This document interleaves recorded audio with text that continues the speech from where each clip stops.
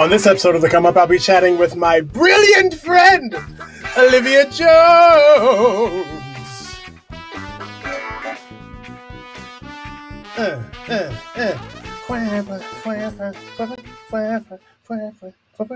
Hello, people of the world. This is, again, me, Nick, and this is, again, The Come Up. Super excited you're here. Super excited about this episode. Olivia's here. I'm pumped about it. But before we hop in, I want to come in with a special report. There's a lot happening in the world. It's very easy for us to forget some things, and so I take it very seriously here at the Come Up to make sure that you are kept up to date on all things news-wise in this moment. Leah Michelle, we are still waiting to hear from you.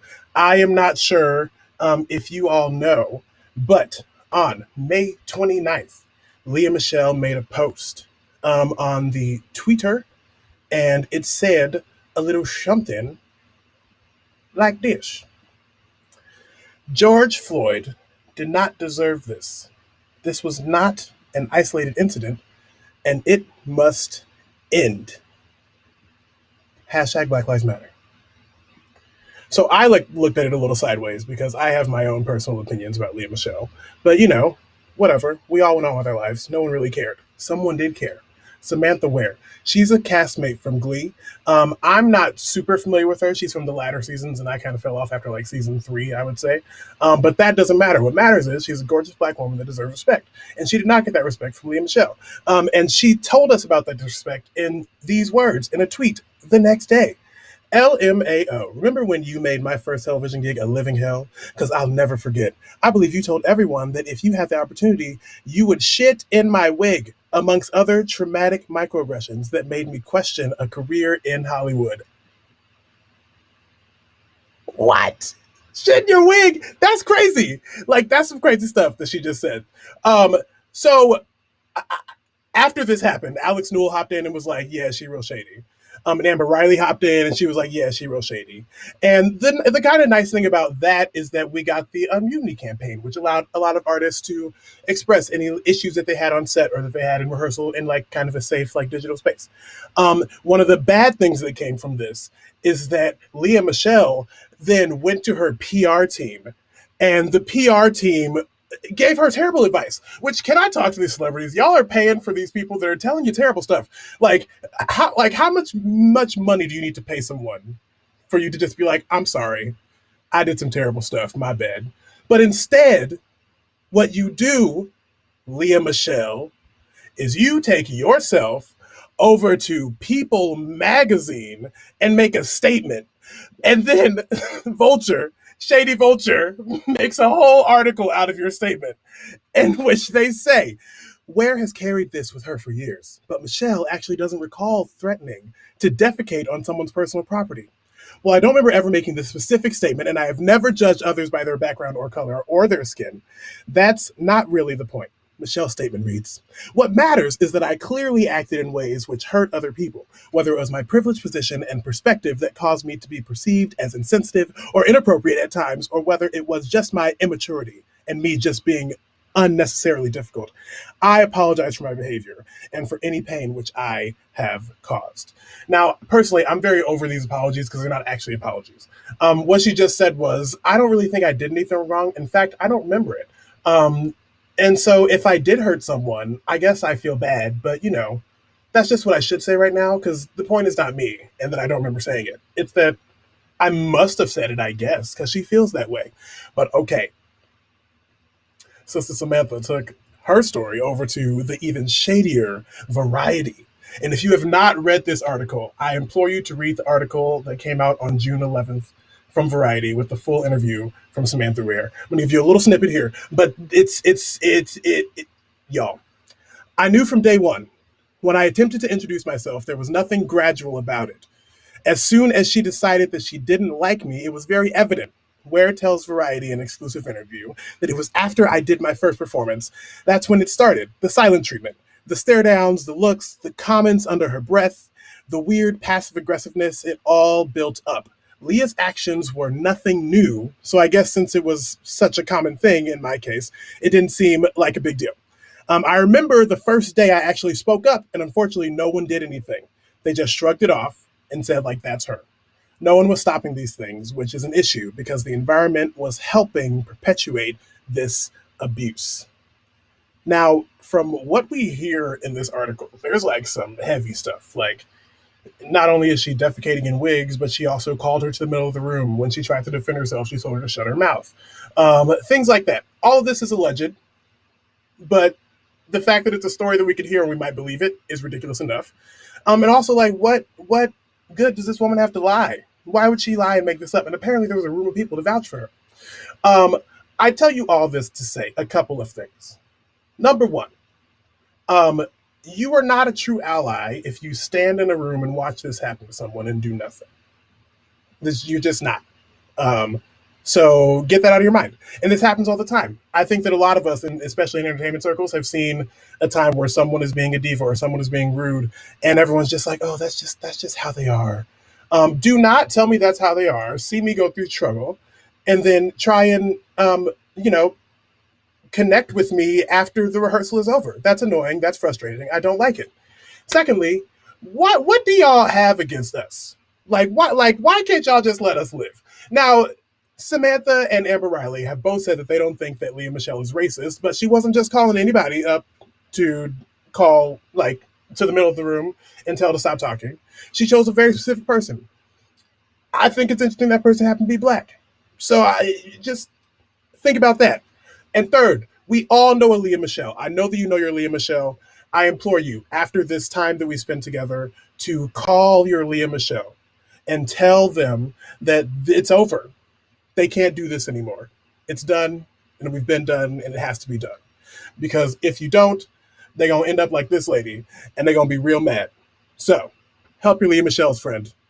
Help your Leah Michelle's. Anyway, tonight on the come up, Olivia Jones. She's a brilliant arts administrator and educator. She actually started a brand new job at a fantastic theater right before, the world ended. I admire her a lot. She's super smart. We're going to talk. And here we go. Olivia Jones. Hi, I'm so excited. It's unreal. How are you? I am doing well. I feel like the world is on fire, but I know who I am and I know what I'm doing, and I'm going to keep moving forward and to take care of myself. Yeah. Who are you? What do you do? I am an arts administrator. I'm an artist. I'm a teaching artist. I am just an empath who channels all of her energy into to sharing that through creative means, and Yes. also sometimes by sharing it through other means for folks who don't operate that way.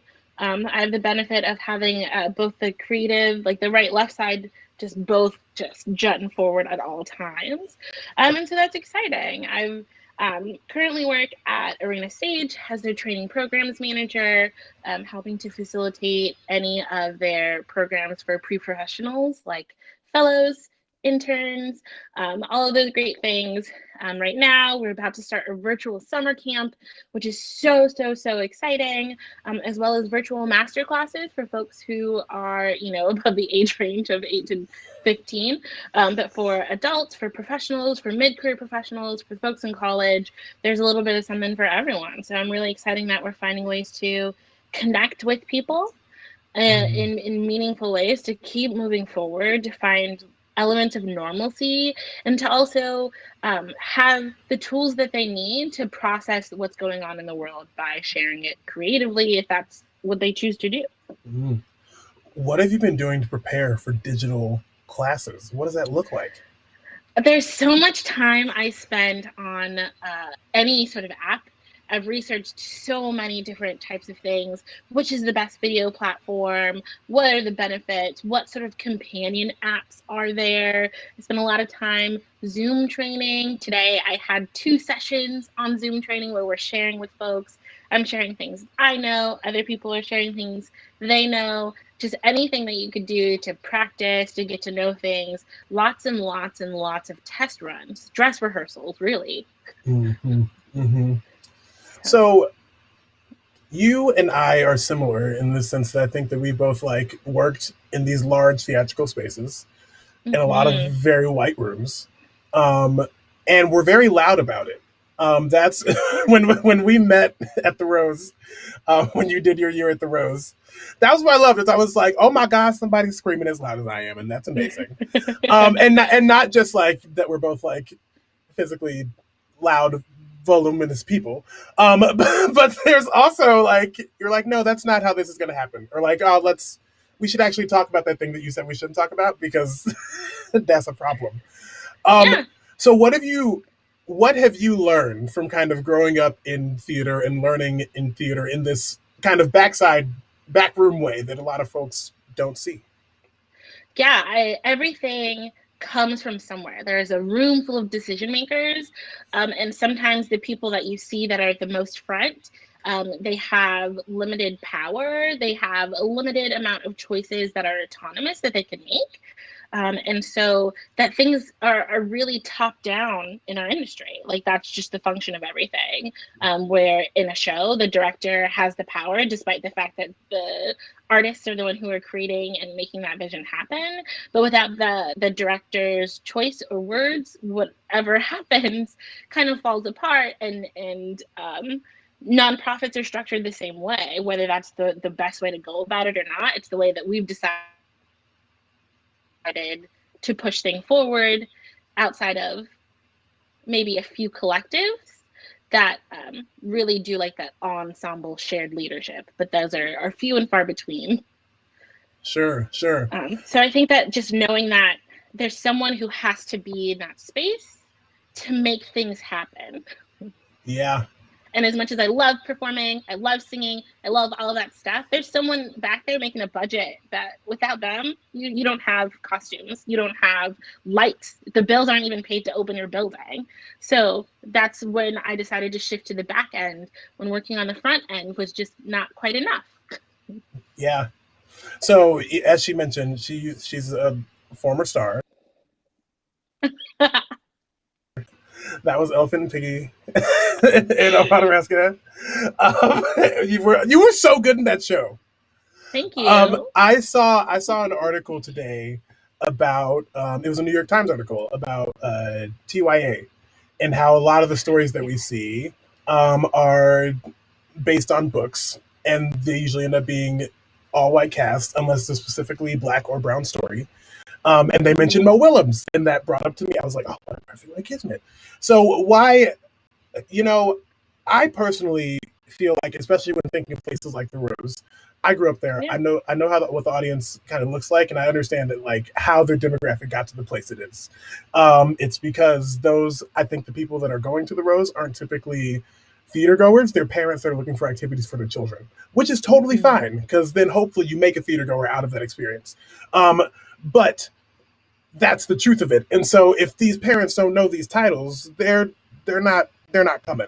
And not coming means they're not doing the memberships, and the memberships are like what gets the budget set, and like so it's like you said, there are like so many dominoes connected to like everything.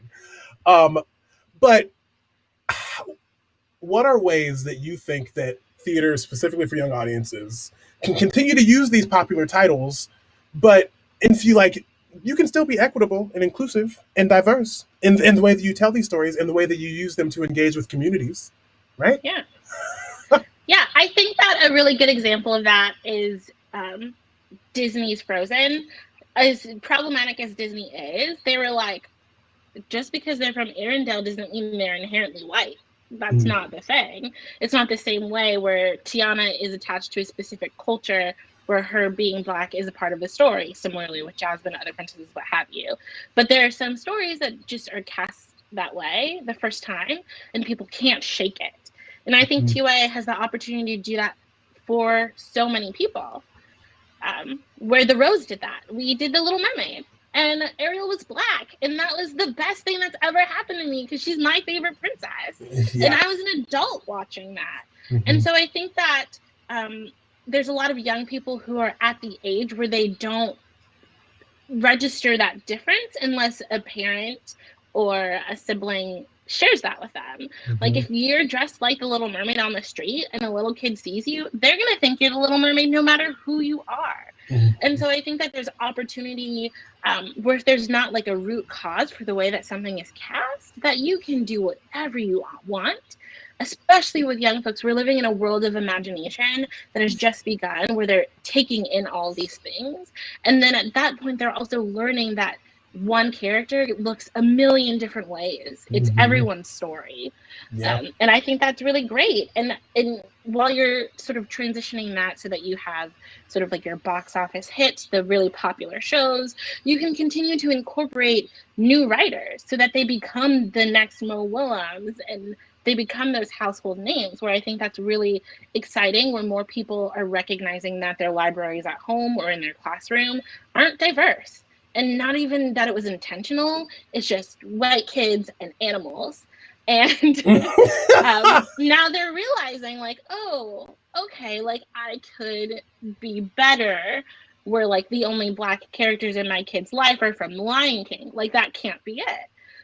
And so I think that people are where they're not even voiced by Black people. And so I think that It just there's it just takes place in opportunity. Africa.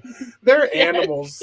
Like that's the thing. Like that is not a Black show. Like it's like just because the sun rose and we spoke Swahili does not mean that it's a Black. That's a whole other Yeah. conversation. It's a whole other thing, but you got to take the wins where we got them, because Lion King will never close. Period. It's gonna be open Get forever. work. Get that Please work. get that check. Get the check. Okay, so you mentioned Little Mermaid. I want to go backward because I was working in the box office when Little Mermaid was happening. And I think I only personally fielded 2 calls that were like about the fact that we had a Black Ariel. Teresa Walker, amazing actor. Fantastic for the role. Shouldn't have mattered. But one of the calls I got was like, I have Black people in my family. I don't want my daughter to be confused. I think that my daughter will be confused if she's, and I was like, great. So your daughter is totally cool with the concept of the talking crab, but the black Ariel, that's where we're going to push it over the edge. Got it. Like you're literally bringing your child to be transported under an ocean. Like, come on. Like, let's like this doesn't even make sense. But the one thing I will say is at one point her hair was not going to be red. And I'm not going to say that I was the reason that her hair was red, but I did start a campaign in every office that was like, her hair must be red, or it's not. It's not. It's a thing. Yeah, like trademark. Yeah, like that's the trademark. Like she's a fish with red hair. Like that's what I need. I need red hair. Right? It's exhausting. And like the acrobats, it's like you said earlier, like kids don't have, I don't think a child doesn't have the bandwidth to be like, wait a minute. Like they were told it was Ariel and they're like, great, she sang Part of Your World. And I like that a lot. Yeah. And when we did Ella Enchanted, that cast was colorful from top to bottom. And the only thing that was written was thank you for being diverse. And I think that there's also this narrative that audiences aren't ready. They're not ready for diverse people on stage. And I don't even know what that term means anymore. I think that the stereotypical theater goer at sort of like Broadway theaters, at large residential theaters, are the folks that people talk about when they say that they're not ready. And those are often older white folks, where like generationally, they were around before I was allowed to just kind of be around. So like they were here during segregation. And so the start of the residential theater movement was also a part of that. There were a few theaters that sort of were really proud and were really open to folks, but there was not very many. And so you start and you get that attachment to a place, to a thing. It's your thing, it's your place. It's my country club, it's my theater, it's my golf course, it's my neighborhood, whatever it is. And those are the folks who are resisting change because it was something that was theirs and no one else's.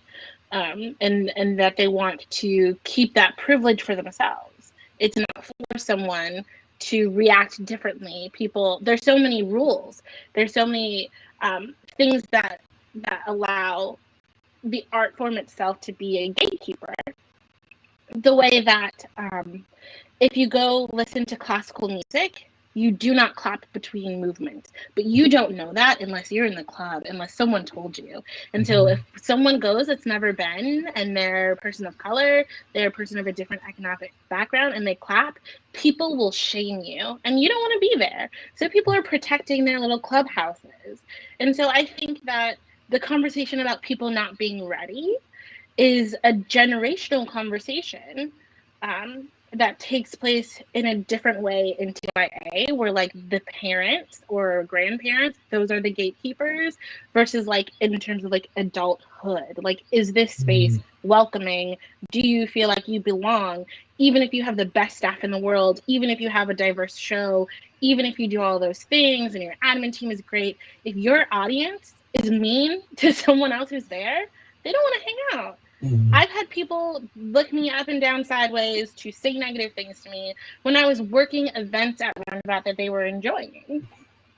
Like, those are things that I planned. Those are things that I helped coordinate. And that was a space where I belonged quite literally because I was being paid to be there.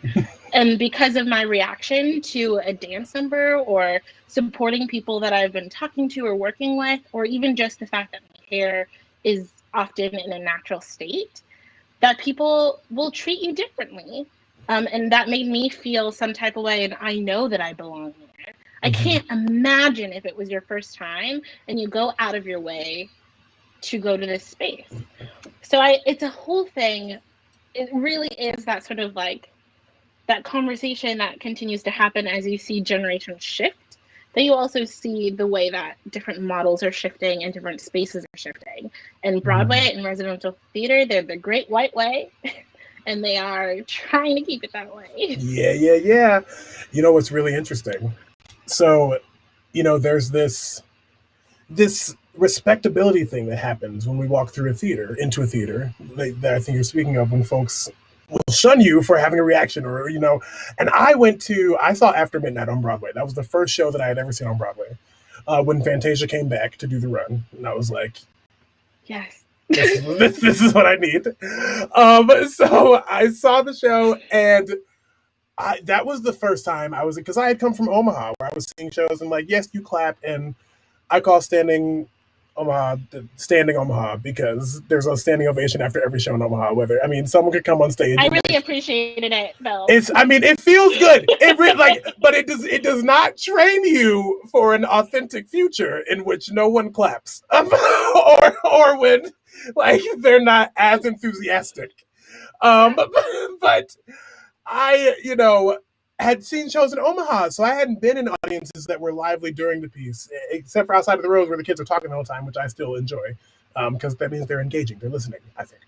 But it was a whole full house of Black folks in this Broadway house at the Brooks Atkinson, and we were hooping and hollering and dancing and screaming and snapping and clapping, and it was just such, and like at first I was like, I don't know if this, because you're conditioned not to, and then by then I was like, yeah, woo, like I just, like, it was just coming out, because I was like, these people are dancing their whole asses off, and Fantasia is singing, and Adrian sang. My God, that show, I saw that show 2 times. I was going to see it 4 times, because that was the summer when they had Fantasia, then Patty, then Gladys, then Natalie Cole, but then they canceled it while it was closed for Independence Day, which is another conversation about how white Broadway is, because then they brought in Honeymoon in Vegas in the same theater, and then that closed in a couple of weeks. When, After Midnight was doing fine. After Midnight was making its money. It was selling out. It had diverse audiences. And so that capitalistic side is is the part that makes people nervous when they start to see their great white way change. Yes. So you have lived all over this country. I have. Yeah. You're from California.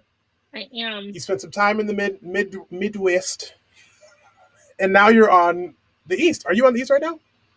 I'm in the East Coast, maybe technically the South, because I live in Virginia. Okay. But okay. Well, okay. So what are big differences? Give me across the map. Like, what have you learned from living in the very different places that you've lived as a person, as an artist? They're not as different as you think. Mm. I think that it also depends on what phase I was in.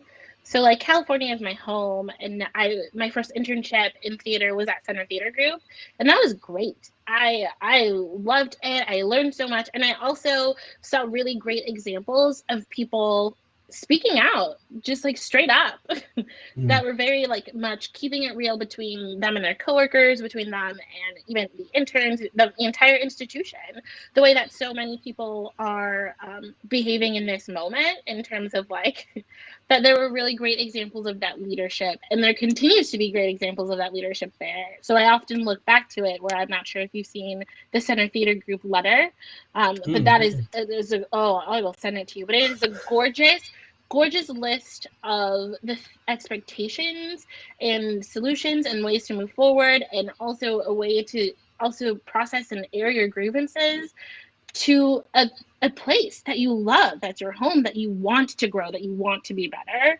And it's not just like a tea letter, I would say, although I Mm. do enjoy those. But it's absolutely wonderful. And I think that the Midwest showed me that I could do anything anywhere, um, because I was in Omaha, Nebraska. Right? So I was like, what is going on? And I also recognized some things that were a little like, and some things that were really positive and really great. And learning that there's similar feelings and how to connect people all the way around. And also like a new level of racism, probably also, where Omaha has experienced extreme redlining, and by teaching in different spaces, even on the way to his school or whatever it is, I'm a teacher, I'm leaving, doesn't matter. I'll still get pulled over because my car was reported stolen, and it doesn't matter. Um, And that's all your those sorts of car things. from. Yeah, and it was a cruddy car. It was like from 1999 and missing a taillight or something. So like no one's stealing it. But I think that it taught me that I could do anything. And I think that in Omaha was a moment where I decided to align myself with focusing on working with folks with disabilities, to support folks with disabilities, to continue that progress, where a lot of the time they're left out of the inclusion conversation Mm-hmm. and access conversation despite accessibility. And I also was trying to separate myself from being the Black teaching artist that works on Black programming, even though I love it, without being asked to do that. Sometimes being asked to do that is also a little touchy, but Mm-hmm. just like that's your assignment, and that's the thing that you do. You do the Black thing. Everyone else gets your pick of the litter. What do you want to do? What are you interested in? And so that was a moment where I decided to separate myself so I could choose, so I could self-select when I wanted to be the Black person in the room, the Black teaching artist, all those sorts of things, rather than just like me doing a thing. Mm-hmm. So that's what the Midwest taught me, and New York was just buck wild. So you learn how to do everything, to meet everyone. It really is that conversation of meeting people and who you know, and having being able to be in such huge places like Lincoln Center, Roundabout, and being able to compare them to smaller institutions. Like all of the structural problems are the same. They just are. And it only gets more complicated the larger you are, because you have to go through more voices, more doors, all of those sorts of things. So I think that I was able to identify how I wanted to be perceived, where I didn't really face that challenge of like being the Black insert whatever artistry here in the room in California, where when that shifted as I got older, um, and that's exciting and great that I was able to go on this journey of self discovery across the country forever and ever until I ended up in DC, which is this straight up chocolate city, and I'm very excited to be in close proximity to more people of color. Yeah. I have a question for you, and then we're going to Yeah. talk about the problems at these theaters and how we can fix it. Yes. Can you define Black theater? Because here's a problem I'm having. So we keep, like you said, like they put us in these boxes, and they're like, you do like the Black theater, or like there are professors hired at universities to teach Black theater classes and only Black theater classes. And Mm-hmm. I'm like, is Fences not a dramatic play? Like, can we not just teach, like, if I use Fences specifically because that's the one they want to use. Like, can we not just add that to the canon of, like, can we just teach Dominique Morisseau? Like, why are we, can we have conversations about Marcus Gardley? Like, why are we why do we relegate these stories and these artists that have written amazing pieces of theater that happen to be about Black life just because that's who they are, to this Black theater box? It's so frustrating to me. Yeah, oh man, yes. The world that we live in still centers whiteness and proximity to whiteness, and so the canon period is, um, it's classism, it's racism. It is meant to, um, elevate something and put down everything else. Mm. Where I think everyone learned, like in the urban music category, like I don't know if you've seen that conversation going on where people are changing the way they talk about it, but it's still kind of racist. Um, Instead of having like an urban theater category, they've just sort of decided to push it off into like a Black theater. So it sounds empowering, which it can be, Mhm. and it sounds like you're able to learn this whole thing, but it allows them to continue to be separatists. And I think that's it. That's the only reason you don't want people to have conversations, where some names are in the same sentence. Like you Mhm. don't want to, sit in your room and talk about Tennessee Williams and August Wilson. You don't want to do both of those in a sentence for some reason.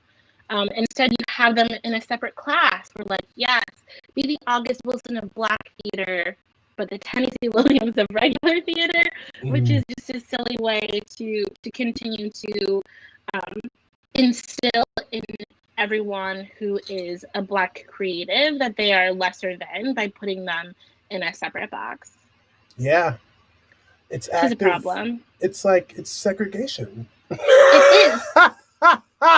is. It's blatant segregation. Um, so that's that on that. Um, so these places have problems. Yes. Uh, and we've been seeing a lot of statements. We've been seeing a lot of people say, like, we will be better, we will do better. But I just have so many questions around the how. Like, what does the better look like? And so what does the better look like from someone that has worked in these institutions? And we can play a game. We can go back and forth with these. Yeah.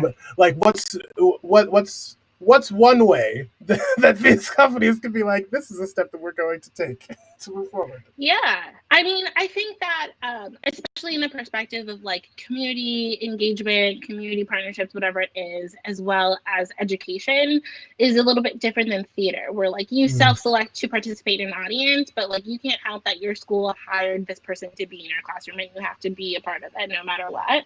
Mm-hmm. You can't help it that this theater decided that they want to be a part of this correctional facility programming and you have to sit through it no matter what, all those sorts of things. So I think institution wise, those are a lot of things that are on the ground that are like the most grassroots.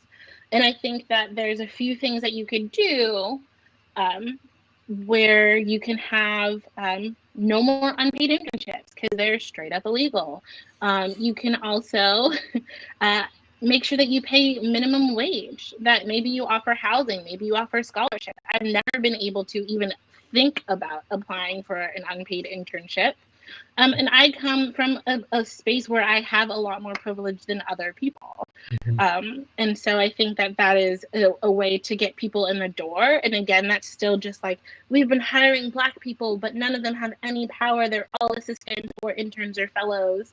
Um, and I think that, again, like systemically, the way that you're talking about it and teaching it, where a lot of people are deciding to have workshops to have conversations. Lots of people are reading content together, like White Fragility, which is a different conversation. Mm-hmm. But the way that you're implementing conversations about race and privilege, the way that a lot of people do it, they use Black and brown folks as a tool, as a part of that learning, where if we're going to do a privilege walk or whatever it is, and step forward if you have two parents, step forward if you had a father figure, step forward if you've never wondered where your next meal is going to come from.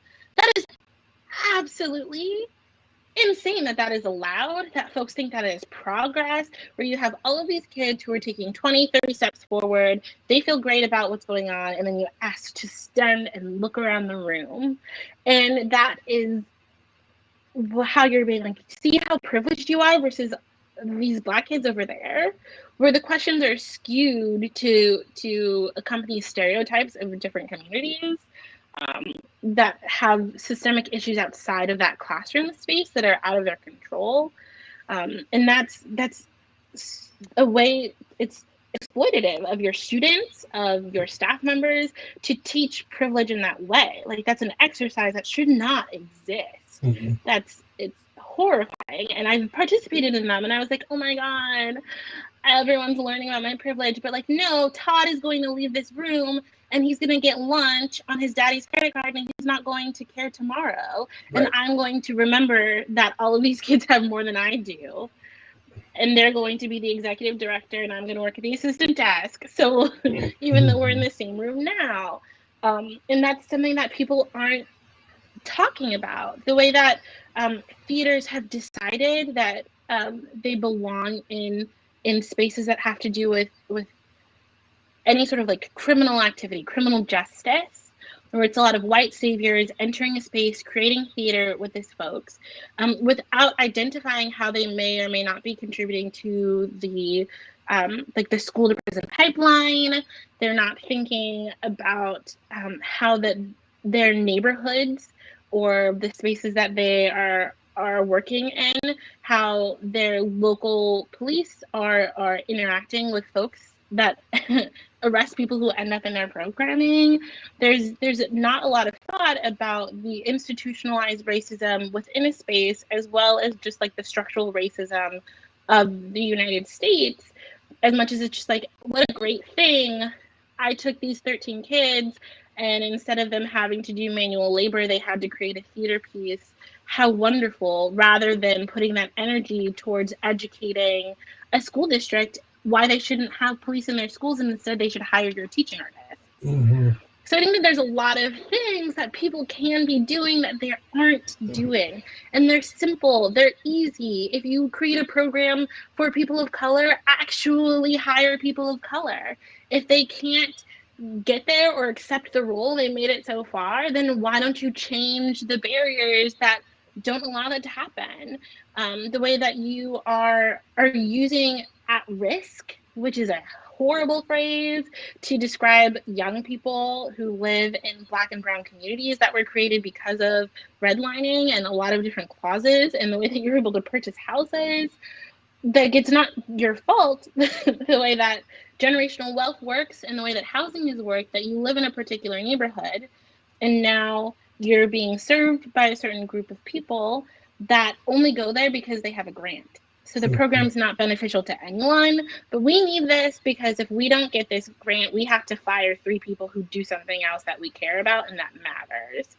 And so that's also a different structure where the folks who are doling out grants and money need to change the way that they are requiring folks to work with people, where diversity, inclusion, equity, such buzzwords, great things if you do them and you know what they mean, but until then, you're just using folks for money the way that a corporation does, and you're not we're not even touching your stage yet. Mm-mm. We're touching the things that make you a nonprofit theater. Yeah. Well, and that's the thing. Like, I feel like that's the part. it's the community part, it's like you said, like these people, like y'all write grants. We sit in rooms and have meetings about grants. We review the grant. We then defend the grant. Like they're like the grant process is a long process, and then you have to report on that grant. So this narrative that folks are like, what? We had no idea that these communities were hurting. I'm like, you caught them at risk in that grant that we talked about forever. Like, and you keep getting those dollars.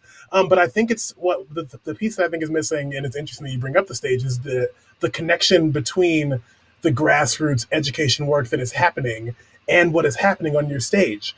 Like, there's so many theaters that they're not connected. Like, there may be some programming that is based on what's happening on stage, but there has been no conversation with the creative team there, and the creative team is not interested in having that conversation. In a lot of cases, institutions don't think it's important enough for the education team and the creative team to have that conversation.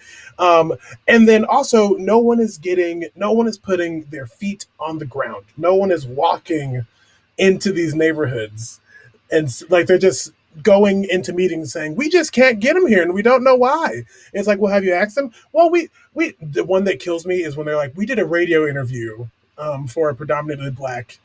I'm like, great. So if they weren't listening to you at the stellar like 3 p.m. slot that I'm sure you had, which is when they were probably at their job to make money, which probably you don't understand what that means because you don't understand the socioeconomic conversation that goes into the fact that this person can't even fathom taking time out of their night to come sit at your audition to not get paid for 3 months of work.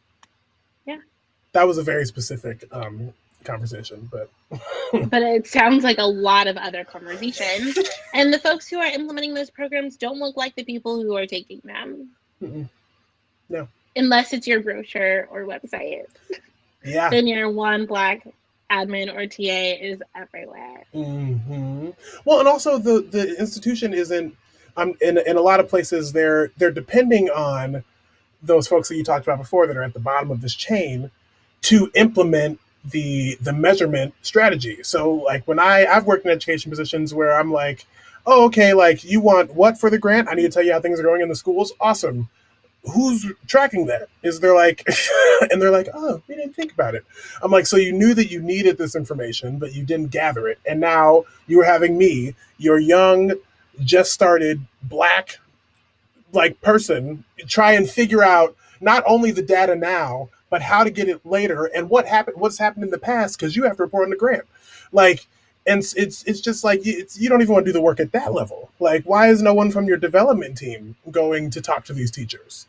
And also, are the funders actually then following up like truly? Because I've been in some programs that are funded by people that I'm like, if y'all actually knew what was happening here, I'm not sure you would want your dollars to be spent this way.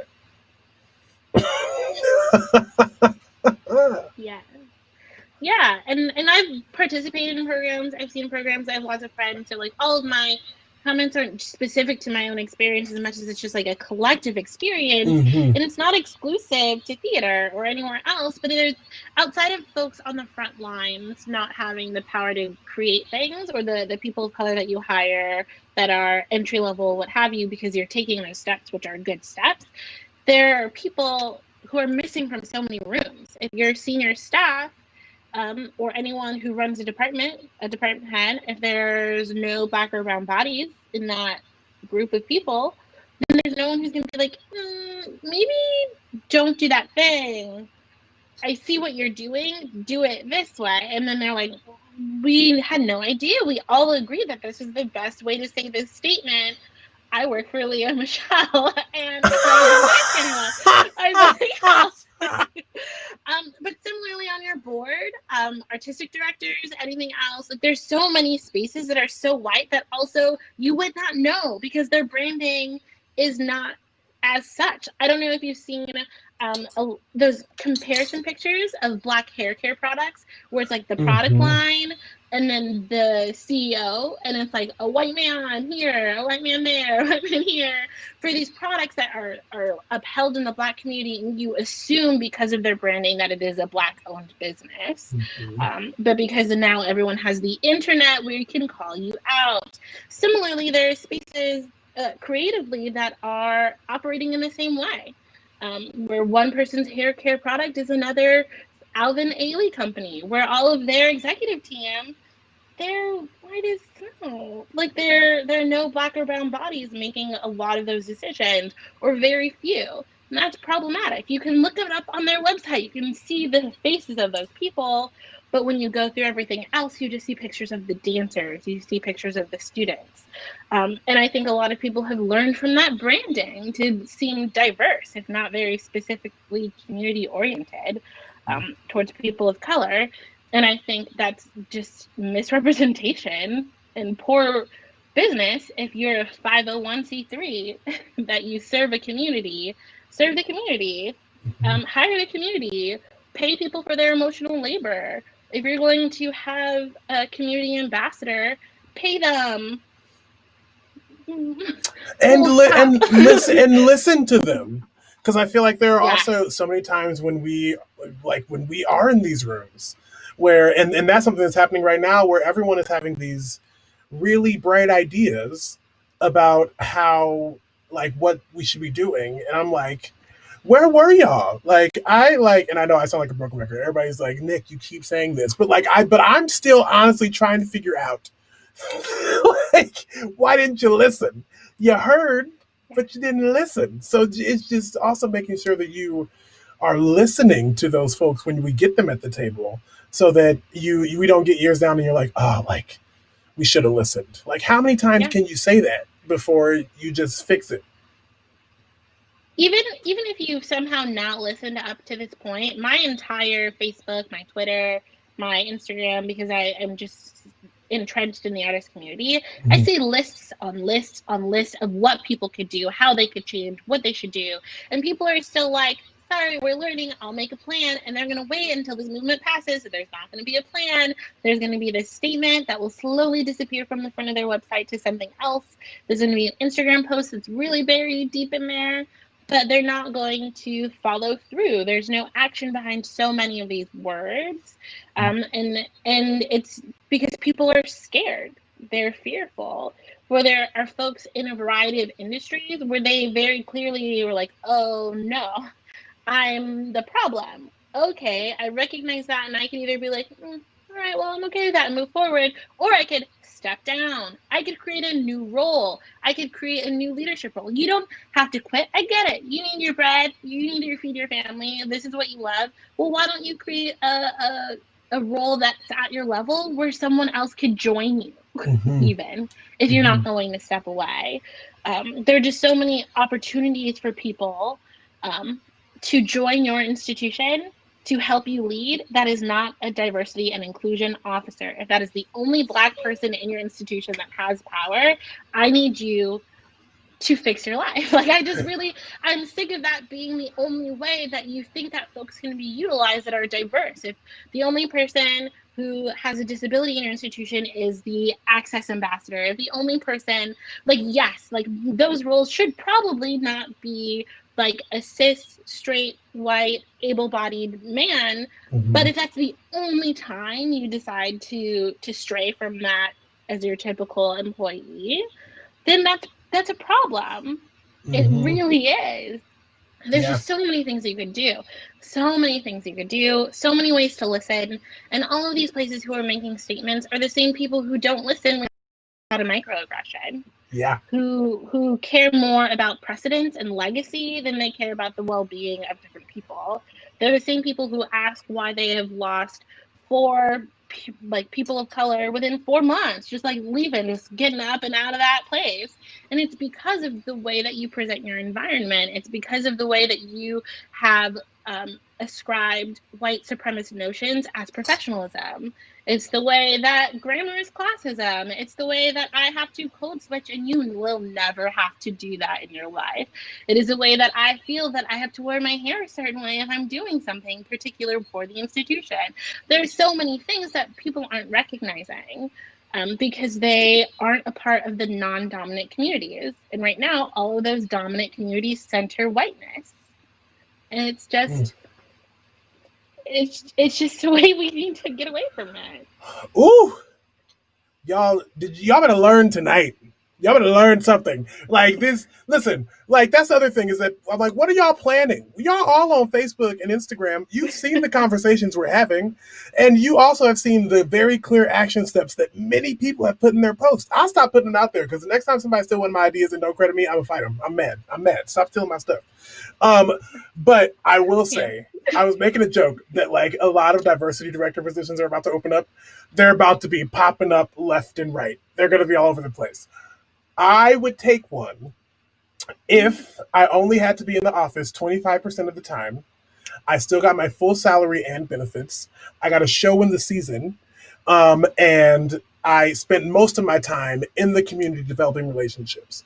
That is the artistic director package at most regional theaters. So I was going to say, if you offer me the artistic director package, I'll take your diversity directors and I can do whatever I want. What are your stipulations? My stipulations are similarly, I want to be able to go in and out of the office as I see fit. I want to be able to present immediate action and access to those in power, to productions, to what have you. Like if I'm going to go into these communities, I will not create fallacies and false promises so that you can build a bridge that is broken based on me. That's me. That's my record. So I want them to be able to be in a room with your executive director, your artistic director next week if I need it. Mm-hmm. I need them to be able to talk to you even if they don't know all of the terminology. I don't care. That's not a necessity for me. I want you to pay people fairly for the work that they're doing. There's a lot of folks who have roles that are listed as high positions of power that are amazing titles with amazing salaries, and they are passing on most of that work to someone who makes $30,000 and who now works 65 hours a week because you are in a meeting, because you are at another conference, because you're writing a chapter about the work that you didn't do but your Black TA did that led to a great thing. Mm-hmm. It's just, I want it to be real. I want the things that I would say to be taken seriously. I want to be able to have a flexible schedule that fits my needs and also the needs of the community. And I would like to be able to approve my own budget and spending Mm. straight up. And I want a team that I get to select, and they will all be by POC or folks with disabilities. She said full. I will tell you what I will spend, and I will spend it. I love it. I'm out here buying laptops for all the kids. I'm like, they need them. They do. They need them. Like that's. I was on the internet the other day trying to find organizations to donate laptops to kids because I was like, if all these kids are not going back to school and they're going to be like, a lot of kids don't have laptops to do their work. No. So that's another thing I put in my contract is I would have a laptop budget. Yeah. That's real Yes. talk. Why not? Olivia Jones, you're so smart. You're so wise. I appreciate you and your words. I appreciate you. You're gonna change the world. Listen, this is your next ED, folks. Right here. I'm calling it. I'm calling it right now. It's happening. ED of what? I don't know. The world. It's gonna be great. We're gonna love it. We're gonna have a good time. If you want to, hang out backstage and I'll wrap this puppy up. Then we can chat. Yeah. All right. Thanks for being here. I love you so much. I love you. Whoa! What a time. What a day. What a woman. Yes. So, Juneteenth is still going. Friday, we'll be talking with Eshel Childers and Denise Chapman about Omaha, Nebraska. What's going well? What's not going well? Check my Facebook if you want a little bit of an intro to what's going to go down Friday. All right, folks. I appreciate you. I think you're amazing. I love you for watching, and I'll see you next time.